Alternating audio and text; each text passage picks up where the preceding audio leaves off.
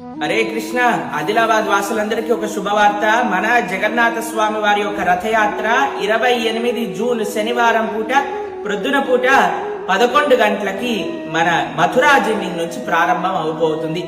ఎంతో సుందరమైన రథయాత్ర, నృత్యము, కీర్తన, భక్తుల కోలాహలము, ప్రసాదము, చక్కటి అర్చన, మహారతి ఇవన్నీ కూడా జరగబోతున్నాయి.